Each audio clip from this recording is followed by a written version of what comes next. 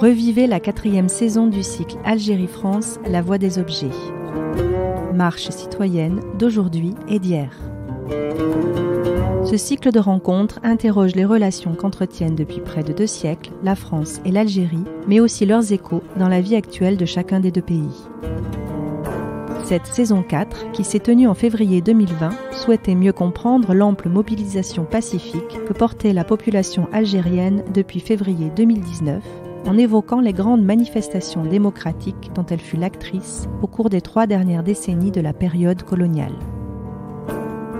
Algérie-France, la voix des objets, vous est proposée par le MUCEM, Musée des civilisations de l'Europe et de la Méditerranée.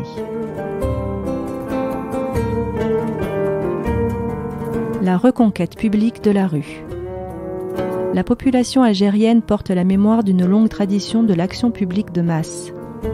L'évocation de ces précédents permet d'interroger la manière dont le Hirak, que l'on peut traduire par mouvement populaire ou mobilisation citoyenne, a reconquis la rue comme espace public et y a imposé une présence organisée de ses symboles, drapeaux, slogans, chants. Qu'est-ce qui fait la force de cette mobilisation pacifique ? Quelles leçons a-t-elle tirées des grands mouvements de 1980 et de 1988 ? Quels risques doit-elle affronter ? Une discussion avec les historiens Omar Carlier et Marie Chomino-Louanchi, modérée par la journaliste Daïka Dridi.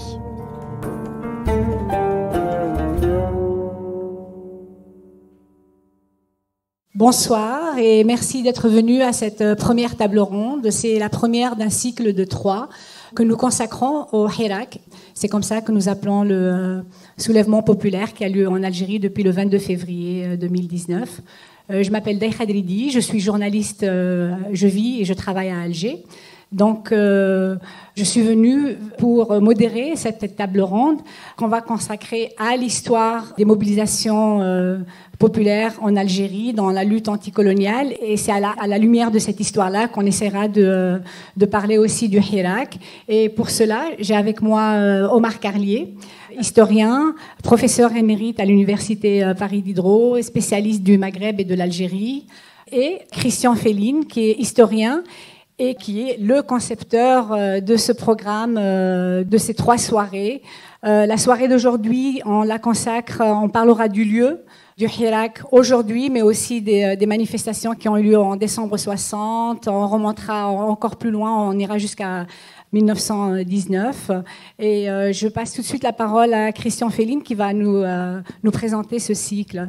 Vous l'avez compris, ce qui nous a immédiatement mobilisés lorsque nous avons engagé avec l'équipe du MUCEM et Florence une réflexion sur la programmation de ce nouveau cycle, ça a été bien évidemment la force de l'actualité comme entrée, nous sollicitant fortement pour cette remontée dans les sources historiques des mouvements actuels. Ce qui se passe en Algérie, on peut le dire depuis 1 an maintenant, sans céder au romantisme ou à la force immédiate des événements, est quelque chose d'absolument unique dans ce réveil démocratique qui, par ailleurs, touche de nombreux pays sur tous les continents. En quoi c'est unique ? D'abord par la durée et la constance de ce mouvement qui, de manière ininterrompue, sans jamais se décourager, même s'il y a eu des hauts et des bas et des remobilisations, se déroule depuis près d'1 an au rythme absolument respecté de 2 mobilisations par semaine, le mardi pour les étudiants, le vendredi pour toute la population avec la jeunesse. C'est aussi unique par son immense sagesse politique d'un mouvement qui s'est voulu et qui s'est tenu à une attitude totalement pacifique. Il en a fait un de ses mots d'ordre centraux, malgré des moments de tension sérieuse avec la répression. C'est aussi un mouvement unique par son étendue et son caractère unitaire, puisqu'il regroupe derrière la jeunesse toute une population, toutes les générations, avec la présence remarquée de militants et de militantes, de combattants et de combattantes du mouvement de libération nationale lui-même, toutes les couches sociales, toutes les origines dans un pays qui, au-delà de la doctrine officielle sur sa nature arabo-musulmane, est un pays pluriel et complexe. Et cette présence de toutes les origines de l'Algérie se fait sans jamais céder au régionalisme. C'est quelque chose d'assez exceptionnel. Et puis enfin, c'est unique par, là aussi, une autre forme de cette sagesse politique, qui est de ne pas avoir dévié à aucun moment, malgré toutes les subterfuges, les manœuvres politiques, à un objectif unique, qui fonde d'ailleurs cette force unitaire, qui est la revendication démocratique simple, en finir avec un système, c'est le mot qui est employé, militaro-politique qui perdure depuis 1962, et établir un état de droit qui permette l'exercice véritable de la souveraineté populaire. C'est tout simple, mais c'est très fort. Alors, puisque là, nous interrogeons l'histoire par rapport à cette situation, quand on voit, parce que je pense que c'est ça la nature de ce qui se passe en ce moment, une population qui se retrouve, qui se constitue ou se retrouve comme peuple, une population qui prend conscience d'elle-même et agit comme peuple. Cela ne se fait pas du jour au lendemain.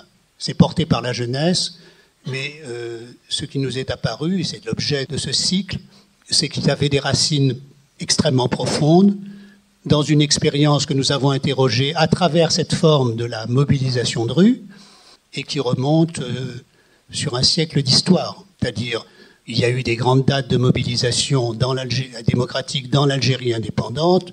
On ne va pas en parler ce soir parce que ce n'est pas notre sujet. 1980, 1988, 2001, etc. Ça fait partie de l'expérience qui porte le mouvement actuel, même si c'est une nouvelle génération. Mais ce qui nous a frappé, c'est qu'il fallait en chercher les prémices dans l'histoire de l'Algérie coloniale elle-même, et en remontant sur un siècle en réalité, puisque Omar Carlier va vous en parler, on peut commencer à en trouver les jalons en 1919, en 1936 au moment du Front populaire, en 1945 au moment des fêtes de la Victoire et du 1er mai, et dans cette manifestation de décembre 1960, dont très consciemment le mouvement actuel voit un précédent presque direct, même s'il est séparé de nous par toutes ces décennies. Voilà. Alors, on aurait pu traiter ces sujets, ça avait été une première proposition, dans l'ordre, en prenant ces grandes échéances et en faisant l'analyse. On a craint que ça ne permette pas, que ça soit un peu scolaire, et que ça ne permette pas de voir toute l'actualité du fait que ce sont finalement les mêmes questions dont, dans des situations historiques différentes, les mobilisations se saisissent à chacune de ces échéances. Ça vous explique un petit peu la façon dont nous avons questionné l'histoire et l'actualité à travers ces trois grandes questions, celles dont nous parlons ce soir, où, parce qu'à chaque fois, aussi bien dans la société coloniale que dans le système, je remplis ce vocabulaire, la rue était à conquérir ou à reconquérir. Elle était interdite d'une façon ou d'une autre. Et ce qui est intéressant, c'est l'objet des cartes que vous avez vues, on les réétudiera de plus près au cours de cette soirée. Ce sont les mêmes trajectoires qui, de façon différente, à chaque étape, sont très souvent empruntées parce que voilà, c'est l'histoire sociale et politique de la ville qui s'écrit de cette façon-là et qui impose sa nécessité. La deuxième question, ce sera les forces sociales. Il s'agit d'un peuple dans toutes ses composantes, la jeunesse, une composante travailleuse ou chômeuse, la présence des femmes qui s'impose comme une composante essentielle du Irak, mais dont l'émergence sur la scène sociale et politique est très précoce dans l'Algérie, contrairement à l'idée reçue qu'on pourrait en avoir. Et puis enfin, pourquoi on se mobilise? Et la constance, la continuité sous des formes différentes de l'aspiration démocratique est une des choses qui nous apparaît extrêmement forte dans toute cette histoire, même si, bien évidemment, à chaque étape, la revendication démocratique prend des formes différentes. C'est sûr que jusqu'à 1936, il ne s'agit, mais ça n'était pas rien, et ça n'a pas été gagné, de conquérir une certaine égalité de droits dans la société coloniale. À partir de 1936, émerge la revendication de l'indépendance ou de l'autodétermination, que nous voulons aborder ici, non pas dans la question comment on la conquiert, les moyens, c'est-à-dire est-ce que c'est la lutte par les voies légales ou la lutte armée qui permettra dans cette situation, l'histoire a tranché de ce point de vue-là, mais en revenir au contenu fondamentalement démocratique de la revendication d'indépendance. Quelle que soit la façon dont on la conquiert, l'indépendance est un concentré de la démocratie. C'est le droit pour un peuple de s'autodéterminer, de choisir son destin.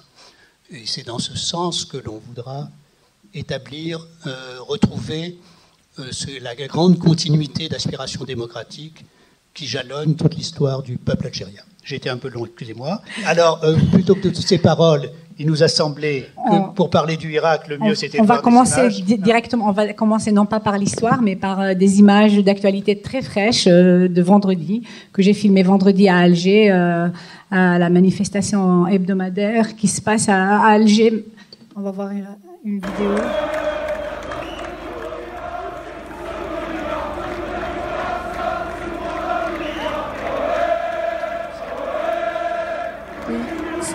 C'est à Alger Centre, c'est derrière la Grande Poste, devant la Wilaya.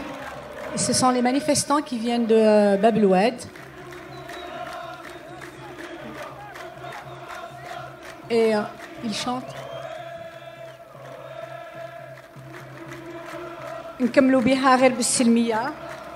On continuera toujours avec la Silmiya, la manifestation pacifique. Jusqu'à ce qu'on arrache les militaires d'El Mouradia. El Mouradia, c'est le palais présidentiel de la présidence. C'est symbolique, évidemment, puisque pour les gens qui manifestent, ce sont les militaires qui placent les présidents en Algérie, et non pas les électeurs.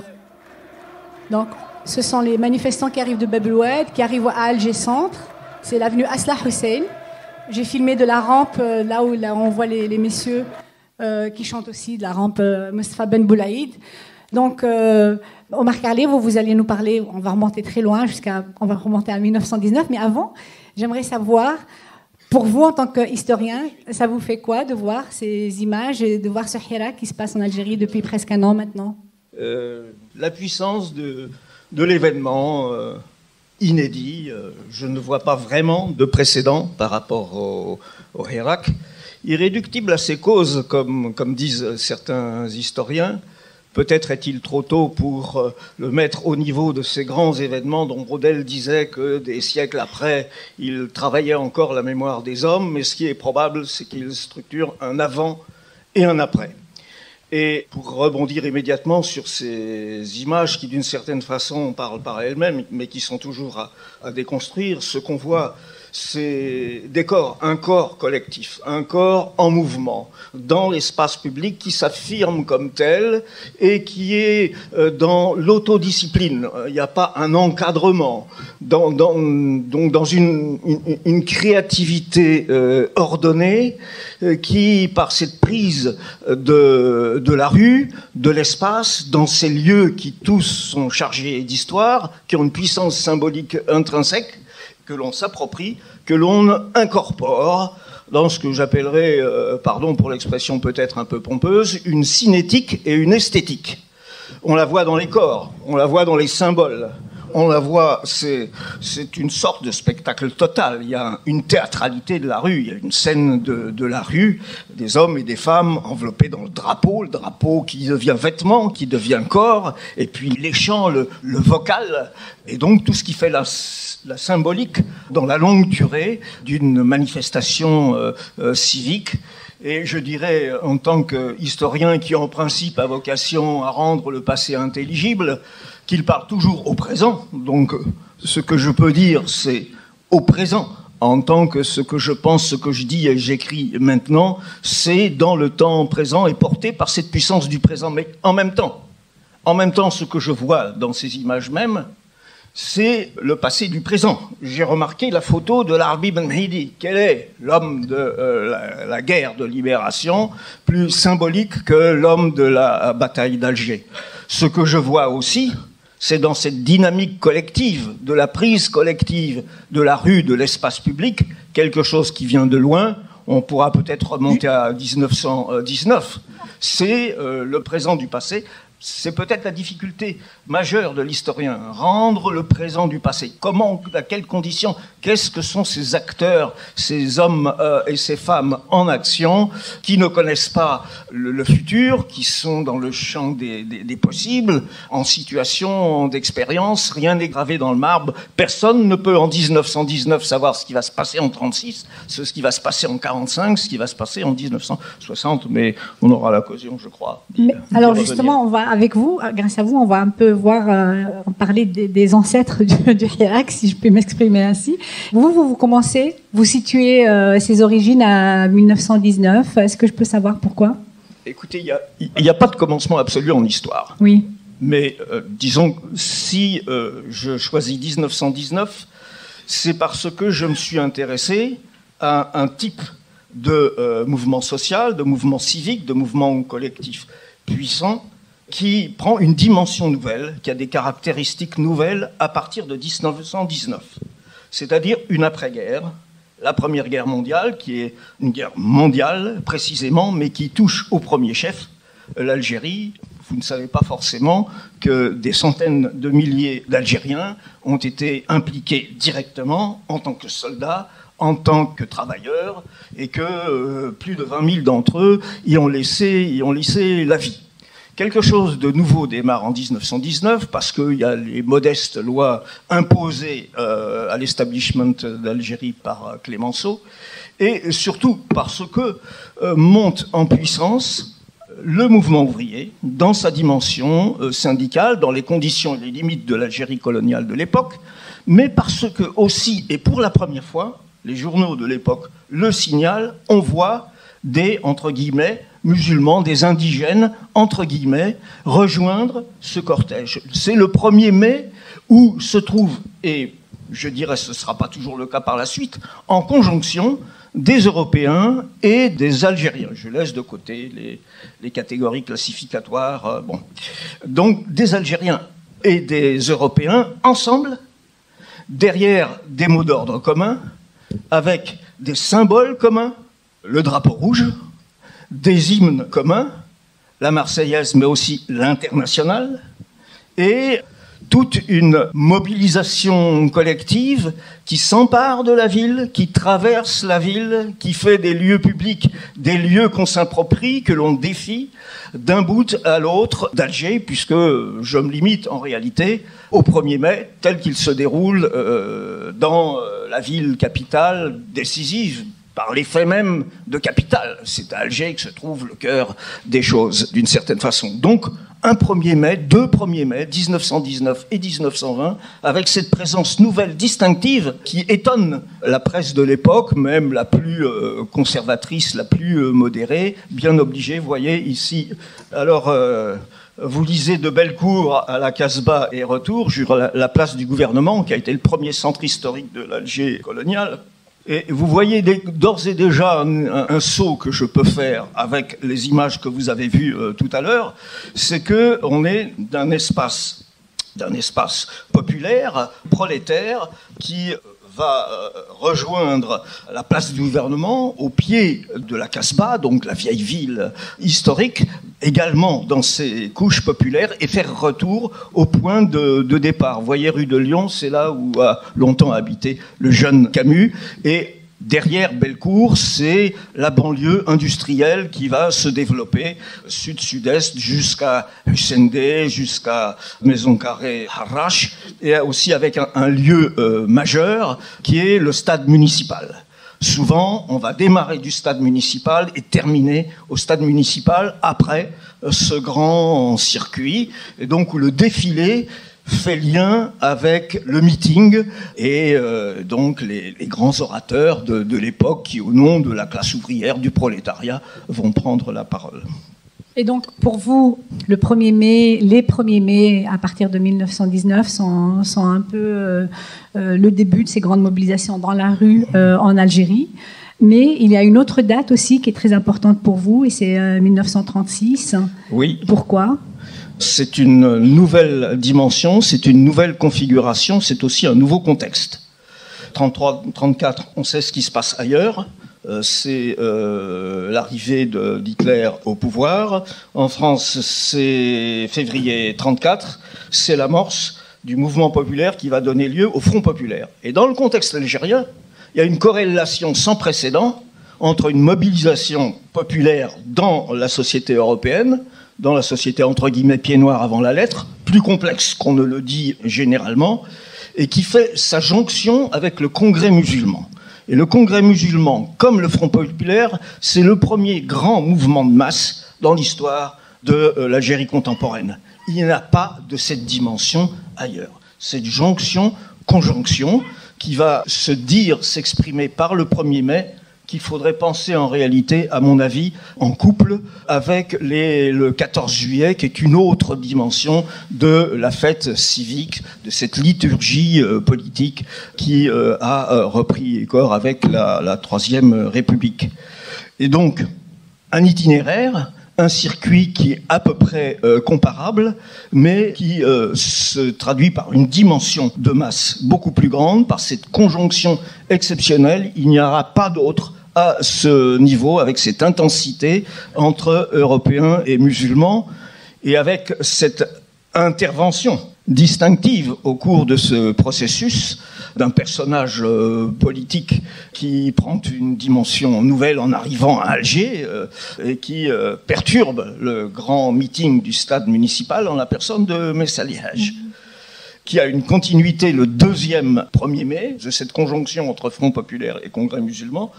Sauf que cette fois, c'est un 14 juillet qui est intéressant pour l'historien, parce que c'est la première fois que le drapeau algérien, on dit souvent que c'est le même que celui d'aujourd'hui, pas tout à fait. Celui d'aujourd'hui, c'est celui de 1945. Mais avec les mêmes couleurs symboliques, le vert, le blanc et le rouge, qui est brandi sur la place du gouvernement, au pied de la Casbah, au pied de la place centrale de l'époque, car le centre ne s'est pas encore complètement déplacé vers le square La Ferrière, ce qui deviendra plus tard le Forum, où... Ça, c'est 14 juillet 37. 37, le 14 juillet 37. Mais là, ce qui est intéressant, 36-37, c'est justement, il y a conjonction entre 1er mai et 14 juillet, un élément de disjonction intervient pour l'année suivante, en 1937. Et pour 1945, alors, on sera complètement dans le processus de disjonction dans un tout autre contexte. Alors justement, 45, on va parler de décembre 60, mais avant, rapidement, 45, pour moi, ce sont plus que des manifestations, ce sont les massacres du 8 mai 45 à Guelmas, Tif, Kharratat. C'est pas Alger, c'est le monde rural de l'Est. Mais comme vous le dites, ça n'est pas Alger, c'est pas dans la capitale. Il y a un 1er mai qui est violent, qui est dur. À Alger, il y a quand même 4 morts devant la grande poste d'Alger. C'est violent aussi à Oran, pas à Constantine, pas à Sétif, c'est le 8 mai. C'est le 8 mai où la mobilisation algérienne prend une extension extraordinaire dans encore une après-guerre, précisément, la guerre toujours accélérateur, multiplicateur, avec le 2e grand mouvement de masse dans l'histoire de l'Algérie contemporaine précoloniale. Ce sont les Amis du Manifeste et de la Liberté, avec une mise en réseau de l'Algérie dans son ensemble, entre ville et campagne. Alors, en 1945, les manifestations du 8 mai sont organisées par le parti qui est encore un parti clandestin du PPA-MTLD, c'est un personnage symbolique, et pas seulement symbolique, qui est Messalihaj. Et le 1er mai 1945, comme le 8 mai 1945, c'est une affaire de drapeau. Dès lors que les militants brandissent le drapeau, eh bien, intervention immédiate de la police, saisir le porte-drapeau, éventuellement tirer sur le porte-drapeau, ça déclenche une énorme explosion populaire qui va se prolonger rapidement, déborder dans la région comprise, disons, entre Sétif et la mer via Kharratat, pour faire très vite la Kabylie orientale, dite petite Kabylie. Et donc là, la dissociation n'est pas complète le 1er mai, mais elle est déjà très forte parce que le mouvement indépendantiste radical défile à part avec ses mots d'ordre à part, son encadrement à part. Le 1er mai est préparé méthodiquement par la logistique du PPA minuté. Tout ce circuit de la manifestation que vous voyez, il est préparé, il est balisé de A à Z, il est minuté. Et puis il y a la conjonction du drapeau et de l'hymne. J'évoquais en commençant la dimension vocale, eh bien c'est l'hymne et l'élément structurant, aussi bien pour le 1er mai que le 14 juillet, c'est la combinaison du drapeau et de l'hymne. Et il y a une appropriation-incorporation des symboles exprimant la politique moderne, c'est typique de la politique moderne, la mobilisation moderne, qui est incorporée et retournée contre l'ordre dominant, drapeau contre drapeau, hymne contre hymne. Et c'est cette dimension qui aurait pu conserver éventuellement une dimension festive qui est débordée par une dimension combative qui, par la dialectique de la mobilisation et de la répression, va mener plus loin. Et je n'ai pas l'impression qu'en 53-54, il y ait quelque chose de véritablement équivalent. Et avec les événements de décembre 60, on entre dans un autre moment extrêmement important, parce qu'il clôt d'une certaine façon la période coloniale et il ouvre la période de l'Algérie indépendante. C'est un tournant, c'est un pivot, c'est un moment pivot. Et il est intéressant aussi à un autre titre, c'est parce que la dimension de la spontanéité collective est extrêmement importante. Oui, justement, spontanéité collective, comme un peu la spontanéité du Hirak et des manifestations qui ont commencé le 22 février. Le drapeau, les chants, etc. Aujourd'hui, et toute l'histoire de ces manifestations, les images des manifestations de décembre, tout ça, ça nourrit les manifestations aujourd'hui à Alger. Et je voudrais vous faire réagir et vous demander ce que vous en pensez, Omar Carlier. Mais on va parler d'abord de décembre 1960. C'est très présent dans les manifestations à Alger aujourd'hui. Marie Chaumineau, qui devait être avec nous, avait fait un travail de comparaison des trajectoires, des symboles entre les deux périodes. Et donc, Christian Félix va prendre sa place pour nous en parler rapidement. Et moi, j'aimerais savoir, Christian Félix, qu'est-ce qui vous frappe le plus quand vous regardez les images de ces deux périodes? Alors, là, je tente de suppléer à Marie Chaumineau, ce qui est une entreprise difficile. Il se trouve quand même qu'on avait fait avec elle le choix de faire une démonstration par les images, les cartes et les images d'actualité, et qu'on avait discuté un peu de ce choix d'images. Donc, je pense pouvoir restituer l'essentiel de son propos. Alors, la manifestation, les grandes manifestations du 11 décembre 60 commencent à Alger, et plus précisément à Bellecour, ce grand faubourg industriel et ouvrier, le seul quartier d'Alger qui est de population, dans une juxtaposition compliquée d'ailleurs, d'Européens et de population algérienne sur les hauts de Bellecour. C'est un tournant décisif dans la guerre d'Algérie. En décembre 60, c'est la première fois que la population urbaine intervient comme acteur manifeste de l'histoire sur l'expression de sa volonté d'indépendance, alors que jusque-là, on avait la mobilisation et la lutte armée dans les campagnes. Et que cette population urbaine, le régime en place, pensait l'avoir définitivement contenue à travers la défaite qu'elle avait imposée du point de vue strictement policier et militaire à travers la bataille d'Alger au FLN d'Alger. Donc c'est un tournant décisif. L'irruption en masse de la population urbaine, d'abord à Alger, ensuite dans d'autres villes, crée un rapport de force que le FLN va exploiter parce qu'on est justement à la veille d'un débat décisif à l'ONU sur la question algérienne. Donc il se prévaudra de cette irruption, cette manifestation de soutien faite au gouvernement provisoire et au FLN par la population.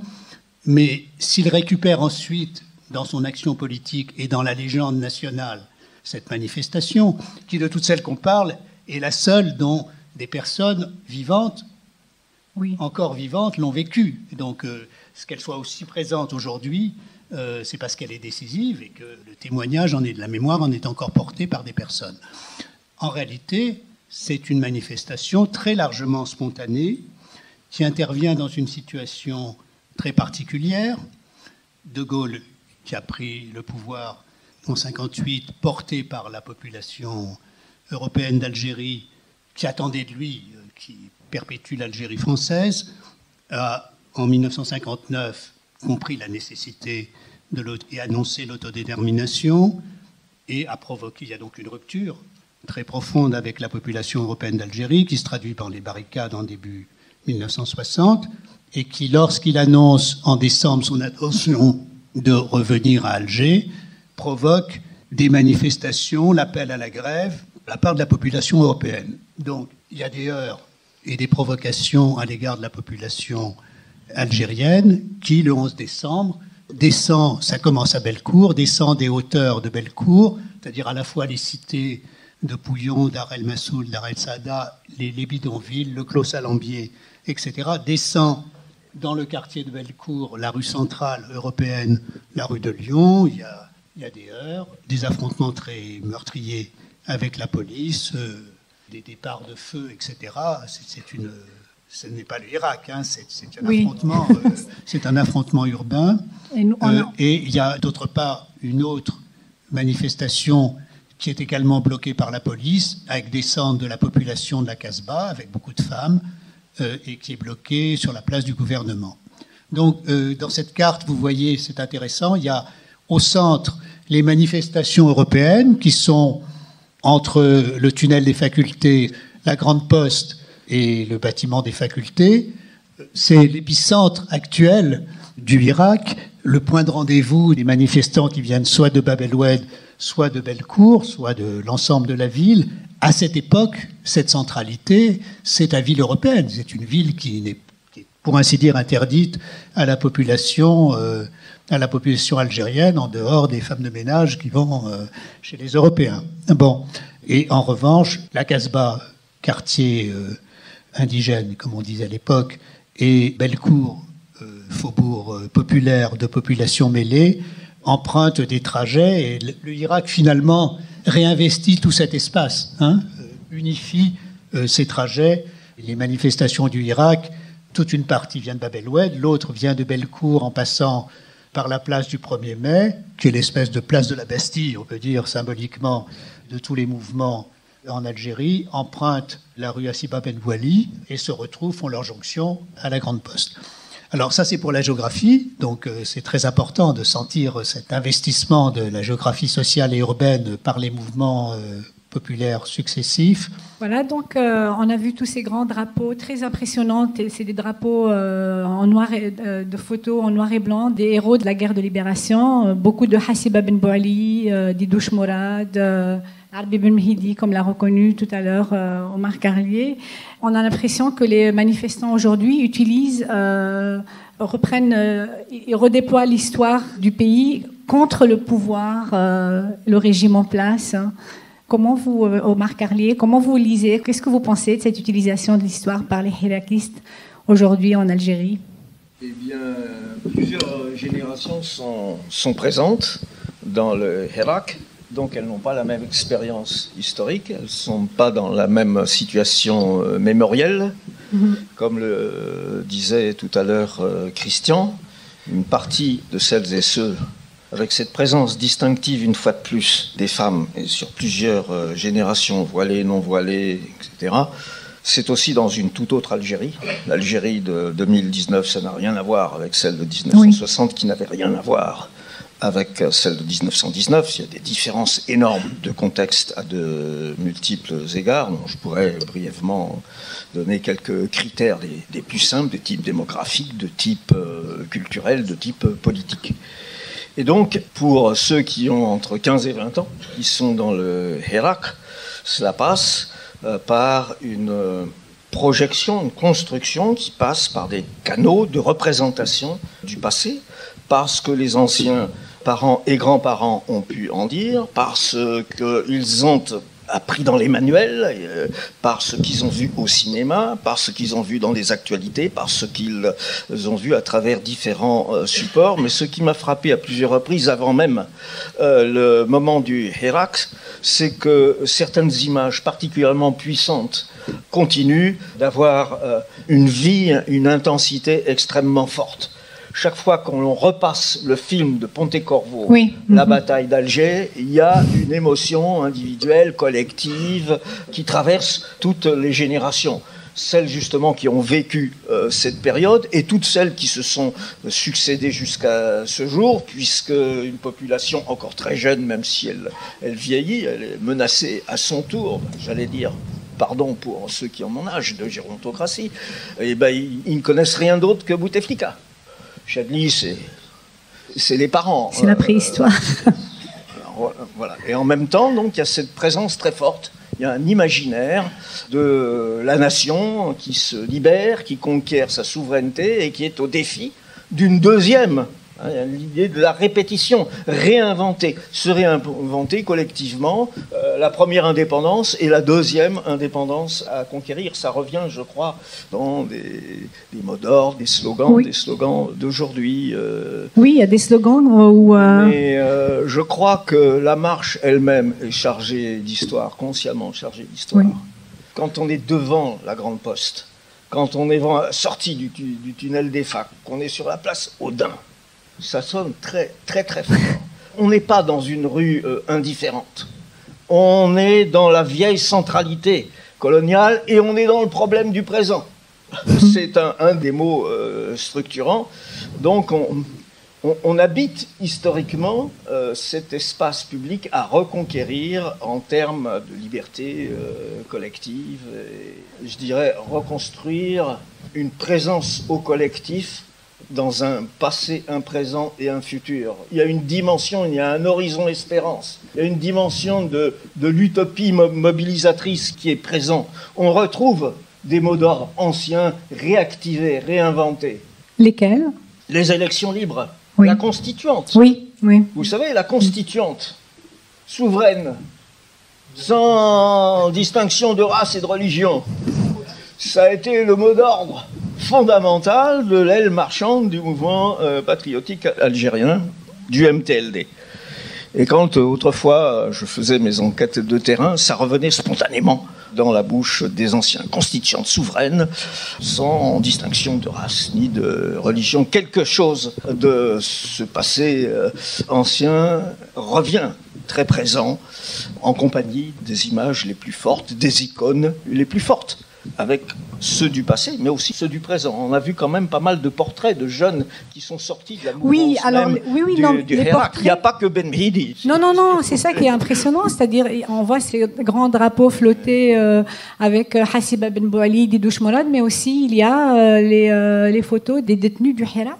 Il y a les photos de Karim Tabou, des étudiantes qui ont été emprisonnées. Il y a eu pendant longtemps aussi un drapeau impressionnant de Nîmes, qui est un caricaturiste algérien, qui est oranais, un peu comme vous, Omar Carlier, qui a été mis en prison à cause de ses dessins sur le Hirak et contre le régime. Il a été libéré après l'élection de Abdelmajid Tebboune. Mais voilà, donc ce sont des images des héros d'aujourd'hui pour le Hirak, mais aussi de ceux de l'histoire. Cette démonstration du Pacifique. Oui. Selmia, oui. C'est un mot fondamental. Et puis une dimension festive, dite, chantée, avec l'utilisation. Alors est-ce que ça existait dans les manifestations d'avant ? C'est vous l'experte, là. Non, celle d'aujourd'hui, je suis experte. Je les connais par cœur. Voilà. Mais je vais parler d'avant. Est-ce qu'il y avait aussi cette dimension ? Il n'y avait pas cette dimension festive, j'ai l'impression. Ah, si, les 1er mai et les 14 juillet, précisément, parce qu'il y avait les chants...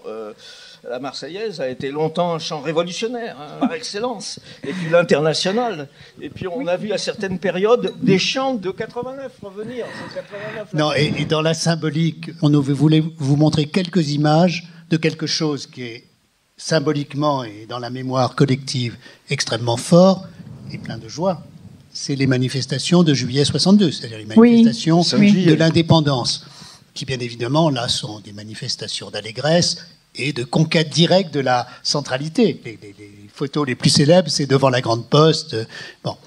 Il y a quelque chose d'assez extraordinaire que cette référence, cette fois d'ailleurs aussi présente et aussi dans une façon aussi complexe dans l'intelligence politique. Quand des jeunes de 20 ans aujourd'hui nous disent, se réclament des combattants de l'indépendance et en même temps disent en 62 on a conquis l'indépendance et on nous l'a repris, hein, c'est-à-dire qu'ils jouent sur les deux aspects de la souveraineté territoriale et puis la souveraineté populaire, ça suppose une conscience historique et exceptionnelle. Et cette référence, elle se manifeste moins maintenant, mais au début, au printemps dernier, quand on voyait des jeunes filles, des jeunes femmes d'aujourd'hui dans les manifestations portant le haïk, hein, c'est-à-dire le voile, pas le voile que portent aujourd'hui les femmes voilées en Algérie, le voile blanc des Algéroises, hein, et Oranais, et qui étaient portées en 62 dans ces manifestations. Quand on voyait ces jeunes femmes porter le haïk, et en général avec beaucoup d'humour, un petit triangle représentant le drapeau algérien sur le nez, c'était pas du déguisement, c'était rejouer au sens fort du terme 1962, parce que 1962, c'est pour eux une immense victoire et une défaite politique qui suit immédiatement. Et ça, c'est très fort. Tu disais tout à l'heure, tu parlais d'esthétique du mouvement. À cette même période, c'était le printemps dernier, il y avait un côté très printanier.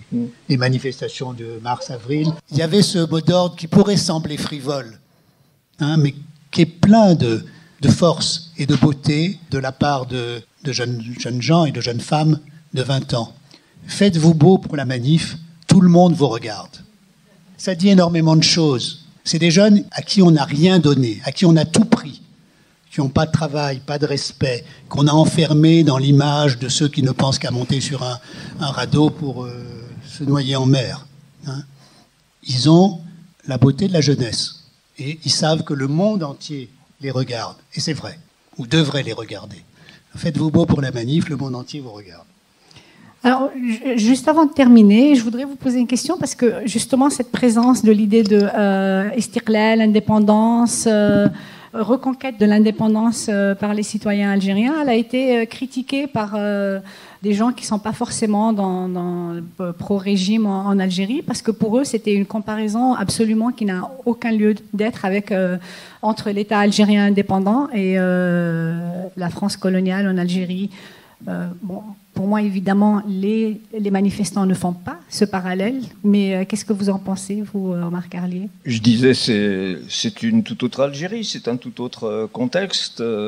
L'Algérie de 62, c'est l'Algérie d'une force politico-militaire qui, à l'issue d'un conflit majeur, d'une course au pouvoir, qui est bien documentée par des historiens de métier, aboutit à ce type de régime politique dit autoritaire dans les catégories des politologues, des sciences politiques, mais qui n'a pas forcément les mêmes caractéristiques que celles des années 80, que celles des années 2020. Et puis, il ne faut jamais, évidemment, forcer les comparaisons. Comme le disait le grand historien Marc Bloch, il faut voir les comparaisons non seulement du côté des ressemblances, mais du côté des différences. Et Boumedienne n'est pas Bugeaud. Donc ne forçons pas, et on peut, en termes d'analyse de très longue durée, voir les militaires de l'Algérie indépendante comme les successeurs des Mamelouks, on parle d'État Mamelouk, et on peut aller très loin dans ce jeu des comparaisons. Mais par ailleurs, puisque je viens de citer le nom de Boumedienne, il s'en était inquiété lui-même. Une des phrases les plus célèbres de Boumedienne, c'était au temps de ce qu'on appelait la révolution agraire, de dire qu'il fallait faire attention au fait que, une nouvelle bourgeoisie algérienne pourrait naître qui serait plus dure que celle qui l'avait précédée. Il faut mettre, là encore, les discours en situation et en perspective.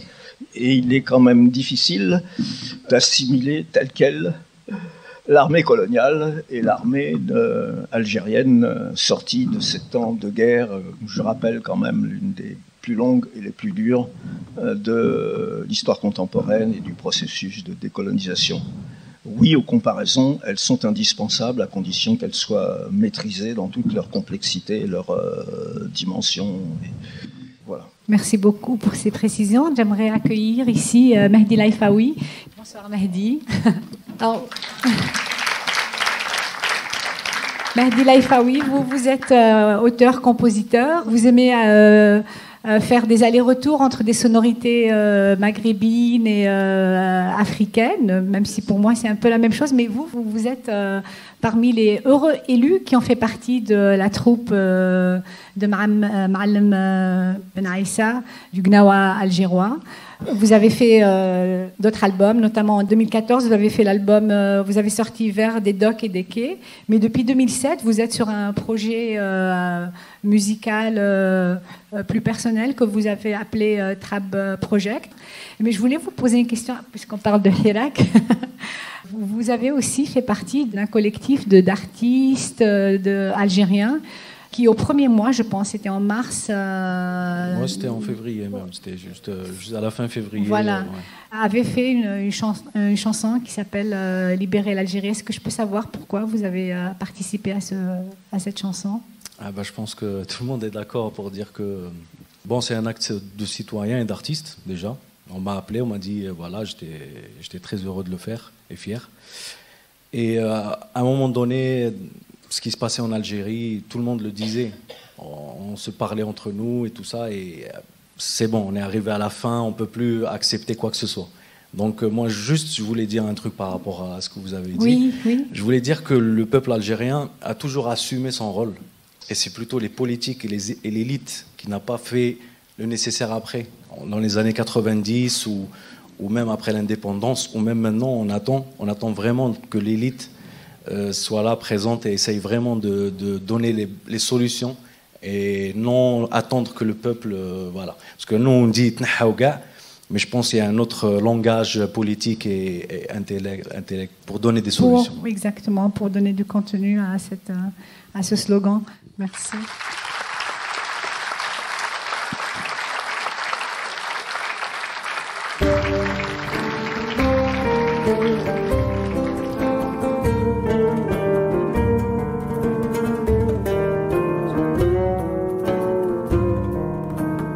C'était La reconquête publique de la rue, une discussion avec Omar Carlier et Marie Chaumineau-Louanchi.